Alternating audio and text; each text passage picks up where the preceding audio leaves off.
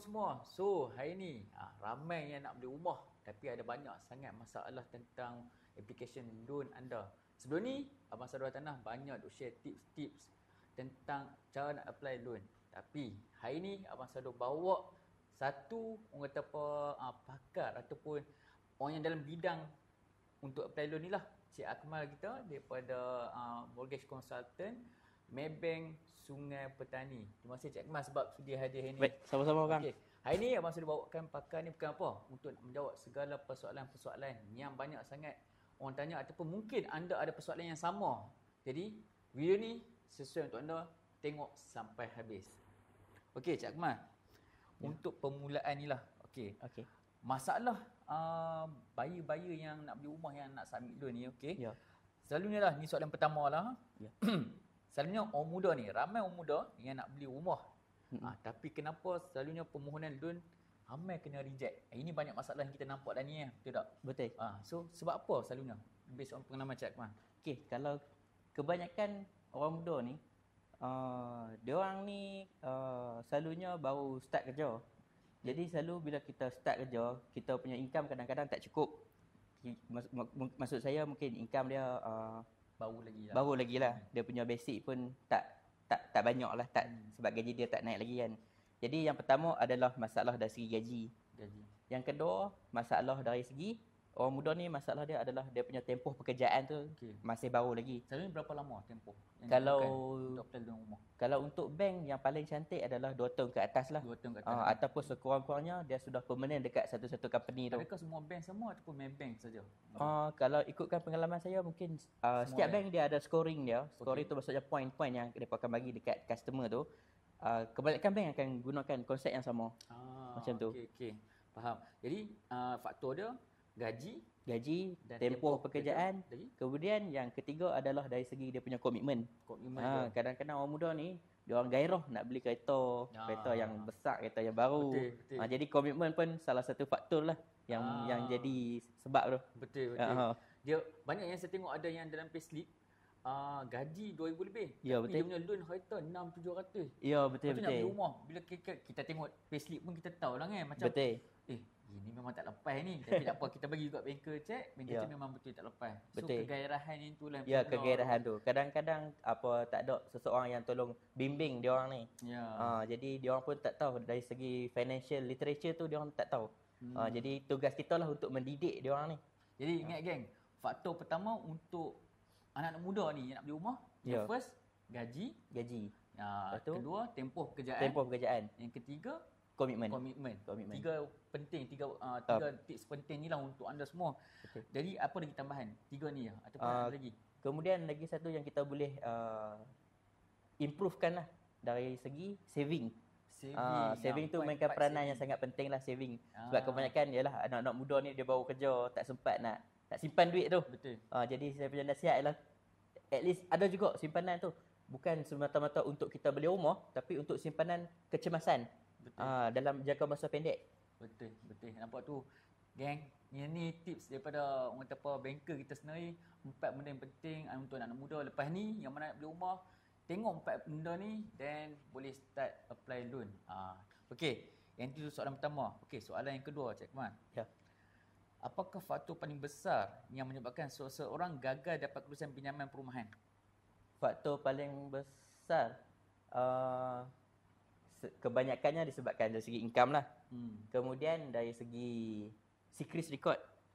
Sama ada dia orang ada sangkut bayaran, maksudnya ada mispayment lah. Terlewat bayar satu-satu loan tu. Kemudian ada sejarah kena blacklist. Blacklist tu tak semestinya daripada side bank saja, dari pihak institusi kewangan macam Singa, Courts, Kowe, Sitos. Betul. Dan Sitos. Itu pun salah satu sebab jugalah yang menjadi blacklist dia ambil masa berapa lama untuk clearkan nama dan apply balik loan? Kalau blacklist disebabkan Sitos, dia ambil masa cuma 24 jam saja. Lepas kita settle 24 jam dia akan refresh balik lah. Dengan syarat kita minta pihak yang blacklistkan nama kita tu untuk buang lah daripada rekod. Sitos 24 jam. Tapi Secret sekurang-kurangnya sebulan. Blacklist Blacklist. Dia sama ke blacklist dengan special attention? Dia tak sama. Special attention ni maksudnya dia macam hutang lapuk. Special attention maksudnya loan dah yang terlalu lama, bank pun dah dia nak kata hilangkan tu, dia tak hilangkan yang tu. Rekod Tapi still ada. rekod still ada. Dia langsung tak bayar ataupun Dia langsung tak bayar ataupun dia dah buat tak tahu dah dekat loan tu. Okey, Tapi dia duduk under special attention account. Jadi yang tu lagi lama lagi. yang tu memang lama, kebanyakan dia 5 tahun 10 tahun macam tu. Loan yang bermasalah tu lah kan. Jadi bila kita nak clear yang tu, nak hilangkan daripada rekod si Chris tu sebulan. Lepas kita settlekan. Dia bukan akan masa setahun untuk special attention pun. Ada. Sama juga sebulan. Lepas kita buat settlement semua, dia akan hilang dalam masa sebulan lah. Bila si Chris dah refresh yang baru punya rekod, so akan hilang lah. Okey, faham. So apa lagi faktor dah yang tu ya? Reject loan lah. Rejection loan. Lagi satu, kadang-kadang mungkin disebabkan pekerjaan. Okey, pekerjaan ni dia ada banyak faktor lah. Yang pertama, company tu, dia bekerja dekat company yang established ke ataupun tak established ke. Sebab contoh macam Maybank, dia akan lebih concern dekat establishnya company yang customer tu kerja. Kalau contoh customer kerja dekat Intel Sdn Bhd berbanding dengan ABC Sdn Bhd, okey, bank akan prefer Intel lah sebab company tu lebih strong dan established lah. Jadi possibility untuk dia kena shutdown ke terminate apa tu kurang sikit lah. Kurang sikit. Macam contoh lah, yang kilang-kilang ni kan sekarang ni banyak yang kena VSS lah. Semua tu dia ambil kira juga ke background kilang-kilang yang macam tu? Buat masa sekarang, Maybank dia tak ambil kira. Cuma dia tengok lah company tu multinational punya company ke ataupun local punya company. Dia masih ada possibility lah untuk dia masih accept lagi lah. Masih accept lagi lah. Masih okey lagi lah. Okey, faham. Alright. Okey, so soalan yang ketiga Cik Akmal. Ya. Yang ni mesti banyak yang ada isu ni. Kalau ada komitmen tinggi macam kereta dan PT-PTN, masih ada harapan tak nak beli rumah pertama? Okey, kalau komitmen tinggi ni, kita pihak banker ni kami akan check dululah dia punya DSR. Okey, DSR ni adalah nisbah antara hutang lama lah, existing punya komitmen campur dengan hutang baru iaitu rumah yang nak beli tu. Kita akan bahagikan dengan income bersih. Income bersih tu maksudnya lepas kita ambil OT, allowance dan sebagainya, tolak dengan statutory deduction, EPF, EIS tu. So setiap bank dia ada certain DSR persen untuk DSR tu. So kalau masih dalam within DSR tu kita akan accept. Tapi kalau contoh bila DSR dia burst, maksudnya DSR tu lebih daripada yang kami nak lah, masih ada harapan lagi, tapi mungkin dengan cara joint loan ataupun kita boleh advise customer untuk buat full settlement lah kalau dia boleh settlekan salah satu hutang yang mengganggu tu.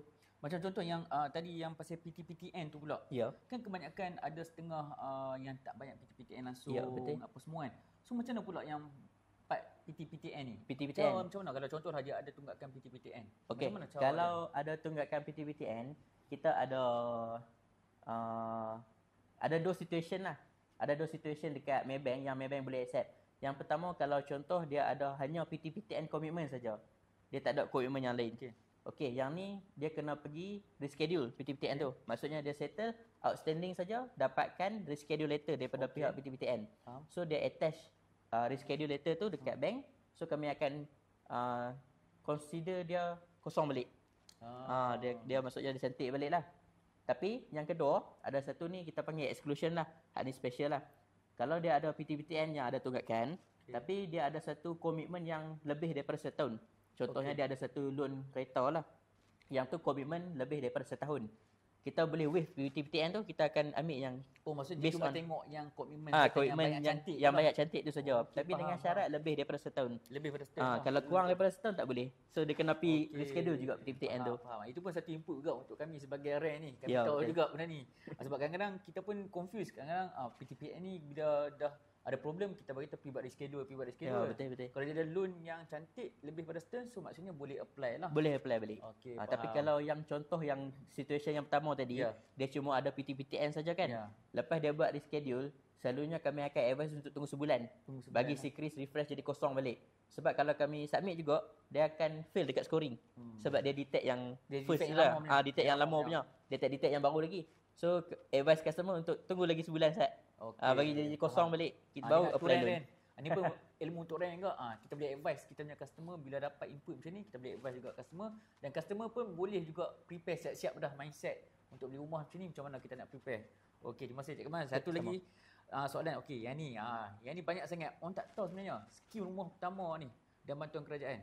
Okey. Boleh tak share apa skim kerajaan yang available untuk pembeli rumah pertama yang sekarang ni, yang ada ni? Sebab banyak duk confuse lagi yang tu yang ni. Betul. Nama kan. So kita Okey, minta buat masa sekarang, Maybank ada tawarkan satu skim kita panggil skim SJKP. okey. Skim SJKP ni dia stand for Skim Jaminan Kredit Perumahan. Okey. Okey. Syarikat SJKP ni dia ditubuhkan bawah Kementerian Kewangan. Okey. Untuk fokus dia untuk membantu pembeli rumah pertama untuk cater yang 10% deposit jadi tu. Okey. Jadi syarikat SJKP ni dia akan jadi guarantor. Guarantor lah. Guarantor untuk siapa-siapa yang apply loan dekat bank untuk dapatkan full loan punya margin. Betul. Yang tu. Yang tu lah. Ya, itu SJKP. Yang katanya full loan under bank-bank tu, yang tu je. Full loan under bank, okey. Dia berbeza ke? Sebab banyak SJKP confuse. ni dia maksudnya bank-bank akan jadi panel lah untuk SJKP tadi. Okey. Jadi contoh macam Maybank dia akan panel dengan SJKP. Lepas tu BSN pun dia akan jadi panel dengan SJKP. Sebab tak semua bank yang akan masuk jadi panel dengan SJKP tu. Okey. So yang macam contoh yang kami duk apply loan full loan ni Ya. adalah SJKP loan lah. SJKP loan betul. Yang dia kata yang Madani apa. Yang tu pun ada SJKP ada juga pemain sama tapi ke? dia dua Ada skim pun yang juga entiti berlainan. yang berbeza.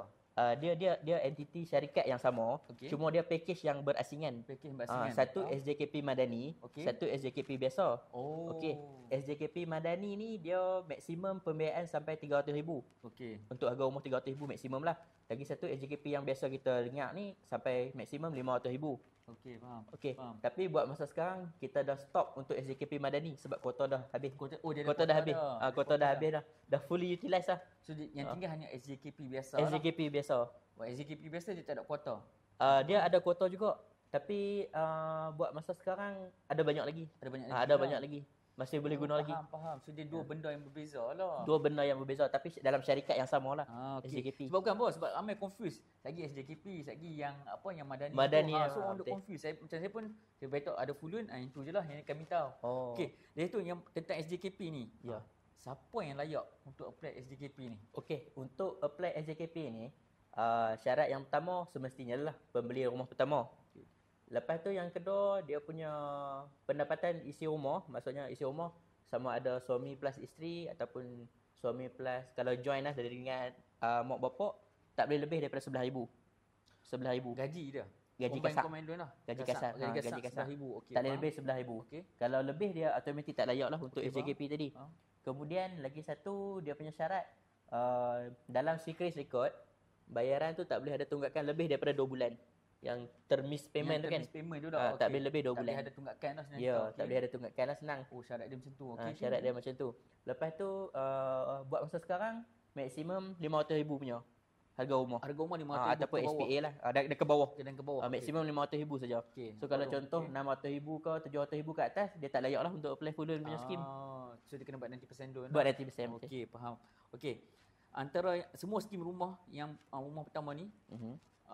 yang mana yang paling okey dan yang sebab apa skim rumah yang okey? Skim rumah yang okey. Yang pertama ni. Skim rumah pertama kalau diikutkan dalam pasaran cuma ada satu je lah SJKP tu sajalah. Yang Madani tu ditolak. Yang Madani tu dah fully utilized dah. Fully utilized lah. Jadi kuota tu Dia takkan memang ada dah lepas ni. dia bergantung dekat Kementerian Kewangan. Jadi okey. kami pun tak ada info. Okey. Kalau macam contoh kalau untuk antara apa nasihat Cik Akmal lah, untuk pembeli rumah pertama sama ada buat full loan SJKP ni ke ataupun buat 90% loan. Yang ni pun soalan Okey. yang ni juga. Dua-dua sebenarnya ada pro and cons lah. Okey. Okey, kalau SJKP ni dia memang membantu dari segi 10% punya deposit. Betul. Tapi dia punya cons dia adalah pembeli terpaksa terima dengan rate yang tinggi. Rate yang tinggi. Compare dengan yang biasa punya 90% deposit. 90% punya Loan. loan amount. Full loan rate starting boleh kata lowest lah dalam 4.6 macam tu. 4.6. 4.6. Tapi bila 90% kebanyakan kita akan offer bawah pada 4% lah. Nampak? 3.95. Beza banyak tu. Jadi siapa-siapa yang nak beli rumah pertama yang ada simpanan lagi bagus lah. Sebab apa? Rate Ya, betul. dia lagi rendah lagi. Kita boleh buat 90% loan, rate lagi rendah, bawah 4. Betul, bawah 4. Kalau yang mana yang full loan, yang SJKP ni rate dia 4.6. 4.6. Starting 4.6. Kemungkinan boleh jadi lebih pun ada juga. Ya. Berdasarkan profil lah. Yang tu pilihan di tangan anda lah, betul tak? Ya, betul. Sebab apa? Sebab setengah dia nak tak mau fikir banyak lah. Nak, Ya. semua nak include dalam loan dia. Betul, semua nak masuk dalam loan. Tapi bila monthly terlampau tinggi, dia akan jadi bebanan pula. Betul, dia bebanan. Sepanjang tempoh pembayaran tu kan. Betul. Kalau dia ambil 30 tahun, 30 tahun lah. 4.6 tu, betul tak? Betul. Jadi kalau macam kita fikir long term, kita labuk sikit lah 10%. Betul. Dan kita punya rate rendah lagi dan tempoh pembayaran tu 30 tahun, bawah 4%. Jadi pilihan di tangan anda lah. Betul. Dengan Lagi bayar satu yang 4.6 tu dia punya rate tu floating. Floating. Floating. Maksudnya dia berubah-ubah Dia berubah, dia boleh naik turun. ikut OPR. Nampak tu? Dia ikut OPR. Yang 90% loan tu? Sama juga floating. Floating juga. Kalau untuk rate Dia umum ikut OPR bank semua dia floating kan. Kalau untuk rate umum 90% ke full loan ke semua dia floating. Tapi kalau contoh yang 4.6 tadi kalau dia naik akan efek banyak dia lah ke ikut depan. bank negara punya ni. OPR. OPR OPR, betul. Macam dulu lah masa time Macam dulu. KP dia rendah dia turun. Ya, betul. Okey. Yang tu memang dulu kita tahu dah. Dia ikut OPR bank. Betul ya? Betul. Okey. Soalan seterusnya. Untuk ini apa tips paling power untuk naikkan peluang loan rumah dulu sebagai banker kan? Tips paling power. Yang pertama sekali adalah jaga DSR lah. Kalau anda orang tak faham DSR tu apa? Okey. DSR tu adalah nisbah antara kita punya hutang yang existing dengan hutang yang baru. Maksudnya kita nak beli rumah tu, berapa bulanan dia kita plus dekat total komitmen tu. Okey. Kita akan bahagi dengan income bersih kita. Betul. Lepas tu lah EPF, SOCO, EIS. Itu adalah income bersih kita. Betul. Okey, jadi untuk pengiraan DSR ni, anda boleh tanyakan kepada yang pakar lah. Macam banker ke ataupun dari side rent sekali. Kita tahu pengiraan dia. Kita tahu pengiraan dia, betul. Okey, yang pertama adalah segi DSR. Kemudian dari segi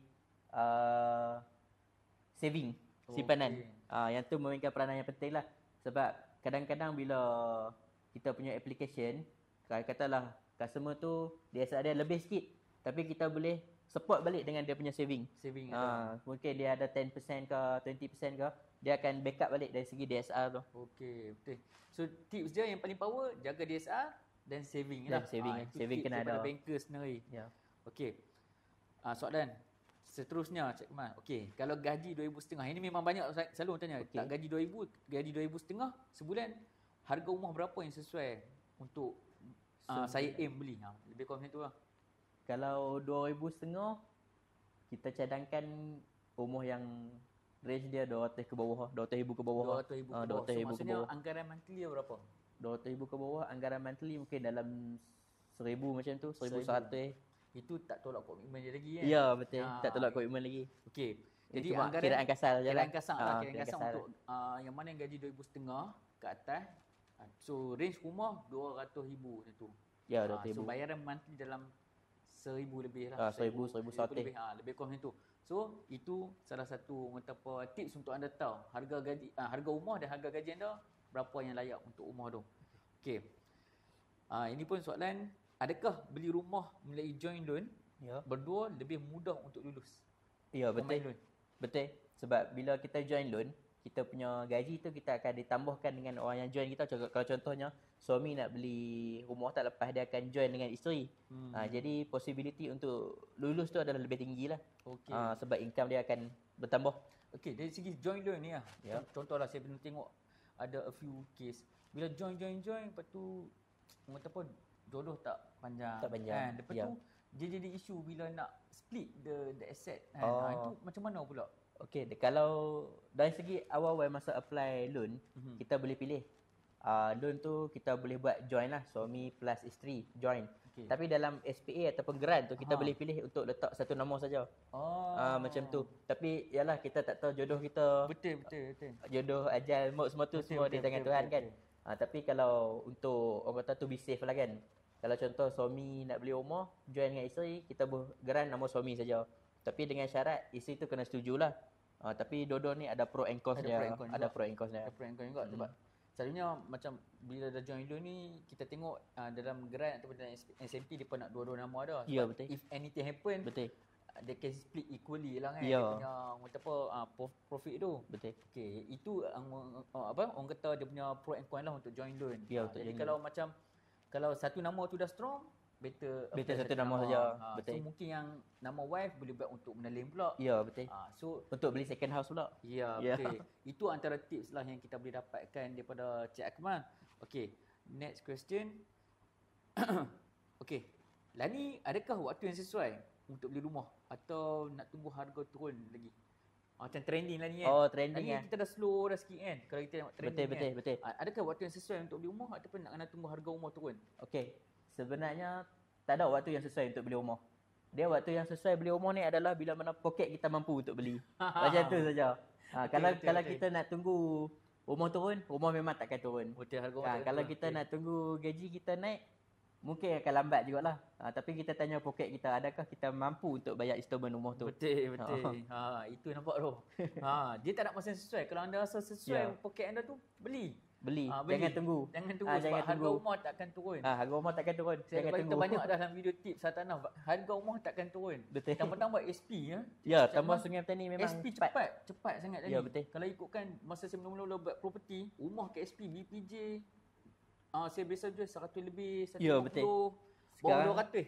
Sekarang nak jumpa bawah 200, tak ada. Ya, kebanyakan semua atas Dah 200. atas 200 dah. Kalau ada yang 200 tu kira yang low cost. Low cost sikit lah, low cost betul. Low cost. Low cost pun dah 200,000 dah. Betul. Hmm. Sebab dulu saya jual medium cost 180, 170, Betul. ada lagi. Dan ni medium cost dah 290 ke atas dah ni. Betul. Di SP. Jadi nampak dari situ beza dalam 7-8 term macam tu lah. Ya. Harga rumah memang naik cepat. So jangan tunggu. Kalau ada duit, beli.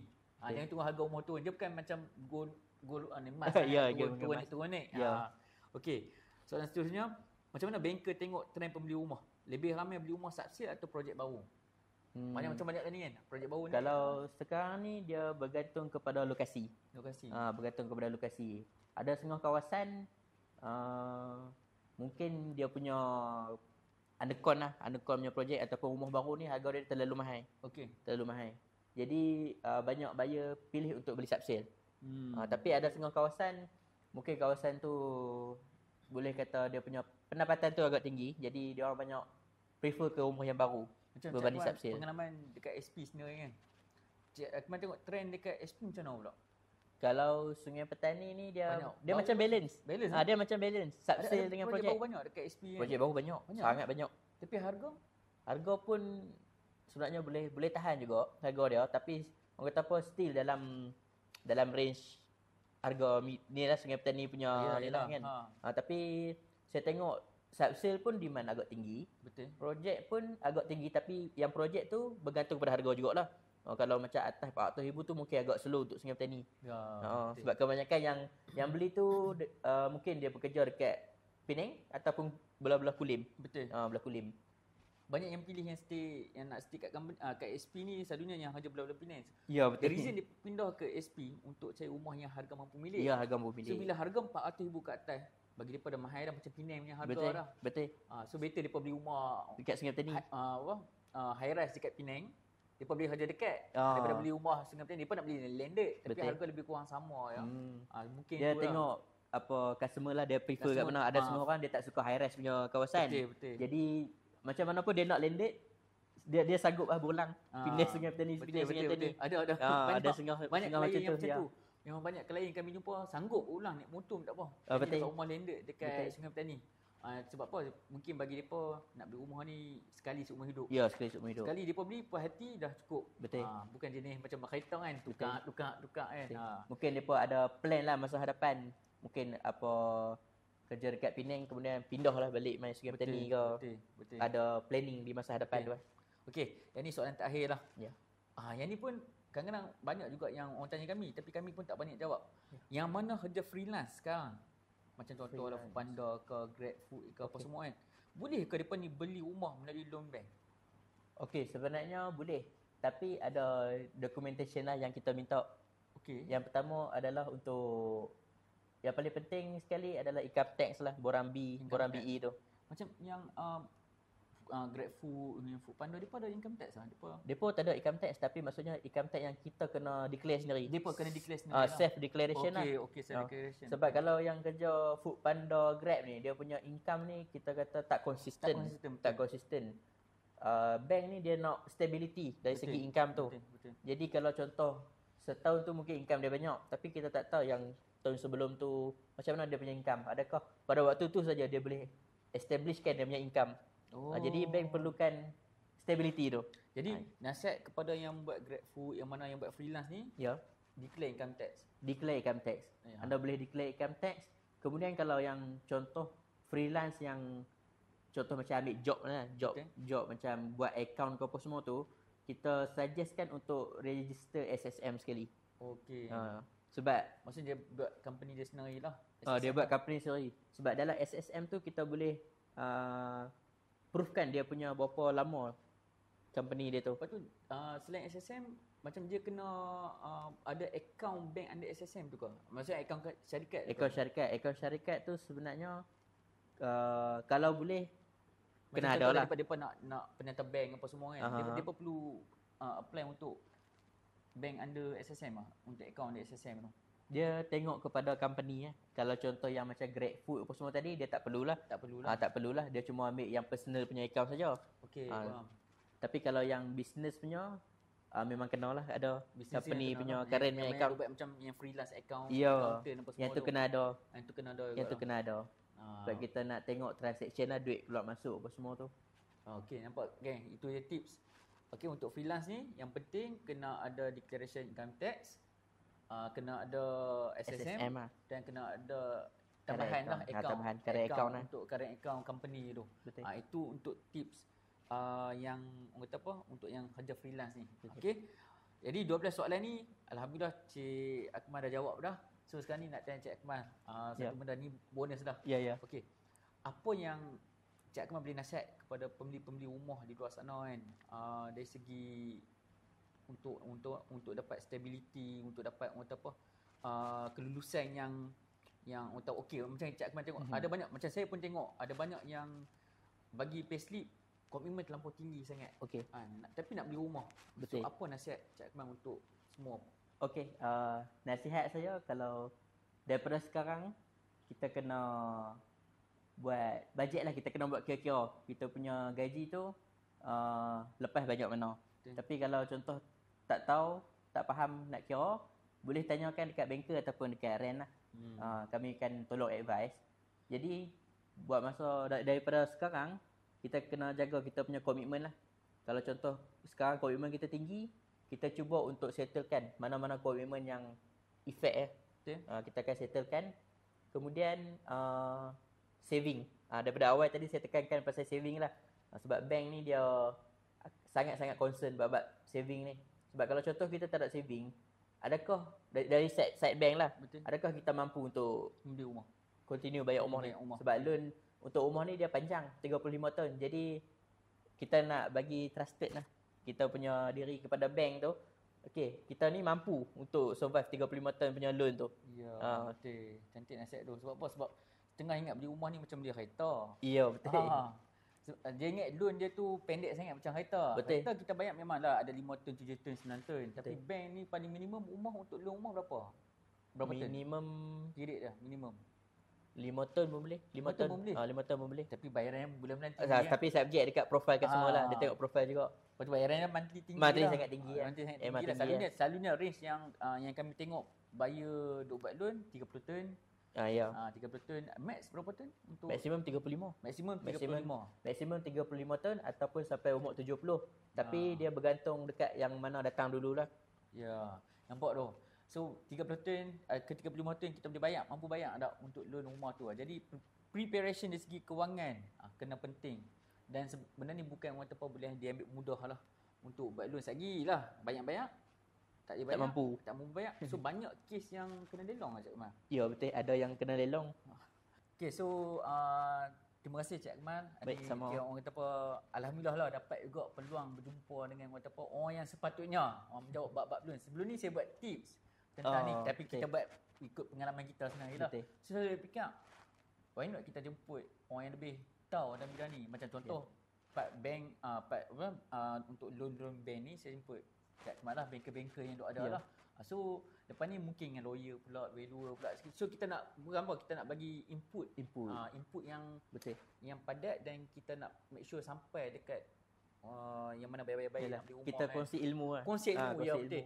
Dia lebih kepada nak sharing lah ilmu ni. Sebab apa? Sebab banyak orang ingat beli rumah ni senang. Betul. Banyak ingat macam Depa ingat submit payslip semua and then loan approve. Macam tu saja. Macam Sebenarnya saya, tak.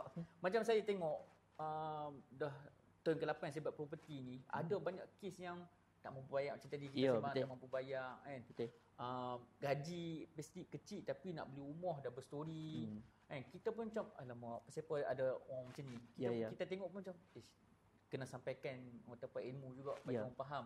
Nak beli rumah ni bukan macam dia kereta, bukan macam pergi buat loan singa ke, buat loan motor ke, dia tak sama. Betul. Tak sama. Betul. Tak sama. So semoga orang apa dengan ilmu ni daripada Cik Akmal dapat bagi manfaat pada semua, dan kita harapkan kalau ada soalan lagi boleh tanya soalan, nanti kita jemput lagi insya-Allah. Kalau ada soalan-soalan baru kita jemput lagi Cik Akmal, boleh insya-Allah kan. Sebab ini antara soalan-soalan yang famous lah, 12 soalan ni, dan satu soalan bonus tips untuk anda. Dan kalau kata ada soalan lagi boleh tanya, nanti kita jemput lagi insya-Allah Cik Akmal. So siapa-siapa nak buat loan untuk loan rumah boleh contact Cik Akmal. Saya akan tinggal nombor phone Cik Akmal dalam video ni. Cik Akmal dia mortgage specialist mortgage consultant, mortgage specialist dekat Maybank Sungai Petani. Jadi siapa-siapa nak contact Cik Akmal, saya tinggal nombor phone, boleh contact Cik Akmal. Cik Akmal sangat membantu, boleh tolong check kelayakan loan apa semua, dan apa-apa kita ucapkan terima kasih Cik Akmal sekali. Sama-sama Cik Akmal sebab bagi masa. InsyaAllah kita jumpa lagi. Jadi jangan lupa untuk teruskan tengok Sembang Santai Abang Sado. Apa-apa kita jumpa di next video. Assalamualaikum.